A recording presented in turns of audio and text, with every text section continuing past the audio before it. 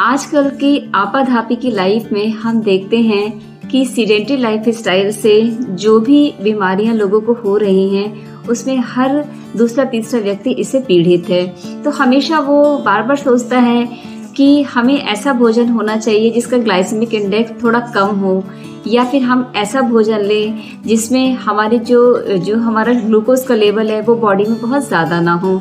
तो चलिए आज बात करते हैं ग्लाइसेमिक इंडेक्स की। आपने बहुत बार इस वर्ड को सुना होगा अपनी लाइफ में कि लोग ग्लाइसेमिक इंडेक्स के हिसाब से अपने खाद्य पदार्थों को चुनते हैं, और ख़ासकर वो लोग जो डायबिटीज़ के शिकार हैं या फिर उन्हें कोई इस तरह की प्रॉब्लम है जिससे उनका शुगर लेवल उनकी ब्लड में बढ़ता है।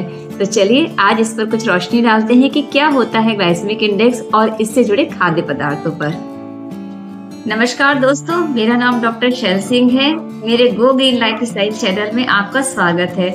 अगर आप मेरे चैनल पर नए हैं तो प्लीज़ मेरे चैनल को सब्सक्राइब कर लीजिए, लाइक कर लीजिए, शेयर कर लीजिए और कमेंट करते रहिए। ग्लाइसेमिक इंडेक्स एक ऐसा पैमाना है जिसमें कोई खाद्य पदार्थ या फिर जो हमारे कार्बोहाइड्रेट पेय हैं उससे ये पता चलता है कि वह कितनी समय में ग्लूकोज में कन्वर्ट हो जाता है और हमारे शुगर जो ब्लड शुगर का लेवल है वह कितना हमारा बढ़ता है। तो इसके पैमाने में कई तरह के खाद्य पदार्थ आते हैं जिसे 0 से लेकर 100 तक में नापा जाता है, और जो प्योर शुगर होती है उसे हम 100 का पैमाना देते हैं। तो चलिए आज इस पे और थोड़ा सा हम इस पे रोशनी डालते हैं कि कितने तरह के खाद्य पदार्थ होते हैं और उनके जो जीआई इंडेक्स है वो क्या क्या होते हैं। ग्लाइसेमिक इंडेक्स के आधार पर खाद्य पदार्थों को 3 श्रेणियों में बांटा जाता है। पहला होता है हाई ग्लाइसेमिक इंडेक्स, दूसरा होता है मॉडरेट ग्लाइसेमिक इंडेक्स और तीसरा होता है लो ग्लाइसेमिक इंडेक्स। ग्लाइसेमिक इंडेक्स जितना कम होगा उस खाद्य पदार्थ को खाने के बाद हमारी बॉडी में जो शुगर होती है ब्लड लेवल की वह धीमी गति से बढ़ेगी।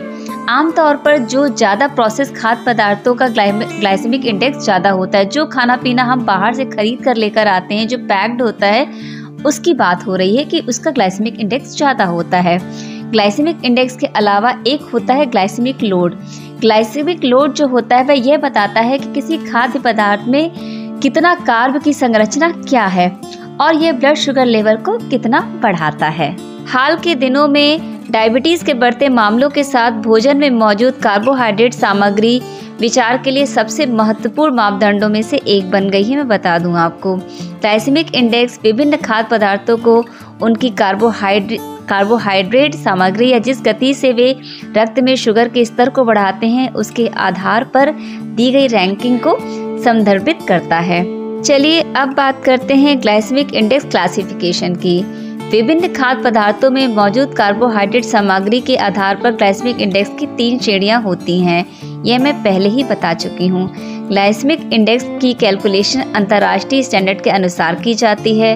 अंतर्राष्ट्रीय स्टैंडर्ड के अनुसार 10 या अधिक लोगों को 50 ग्राम डाइजेस्टिबल कार्बोहाइड्रेट दिया जाता है, और रक्त शुगर स्तर पर भोजन के प्रभाव को निर्धारित करने के लिए 2 घंटे के बाद रक्त शुगर का स्तर नापा जाता है। ग्लाइसेमिक इंडेक्स 3 प्रकार का हो सकता है। जो पहला है वो हाई है, मैं बता चुकी हूँ। जब भोजन का जीआई 100 से 70 के बीच होता है तो इसे उच्च ग्लाइसेमिक इंडेक्स वाला भोजन माना जाता है। चूँकि ये खाद्य पदार्थ शुगर लेवल को बढ़ाते हैं इसलिए इन्हें मधुमेह के रोगियों को अच्छा नहीं माना जाता है। मैं बता दूं आपको, मॉडरेट ग्लाइसेमिक इंडेक्स जब भोजन का जीआई लेवल 69 से 56 के बीच में होता है तो इसे मध्यम या मॉडरेट ग्लाइसेमिक इंडेक्स फूड माना जाता है। और फिर आखिरी में आता है लो ग्लाइसेमिक इंडेक्स। जब भोजन का जीआई लेवल 55 से 0 के बीच में होता है तो इसे कम ग्लाइसेमिक इंडेक्स या लो ग्लाइसेमिक इंडेक्स वाला भोजन माना जाता है। यह सबसे अच्छा फूड होता है किसी भी डायबिटिक पेशेंट के लिए, या जिन्हें अपना वेट कम करना होता है, या किसी तरह की फैट की समस्या से अगर प्रॉब्लम में है तो। चूँकि ये खाद्य पदार्थ रक्त शुगर के स्तर को नहीं बढ़ाते हैं, इसलिए यदि आप मधुमेह के रोगी हैं तो इन्हें अपने आहार में अवश्य शामिल करें।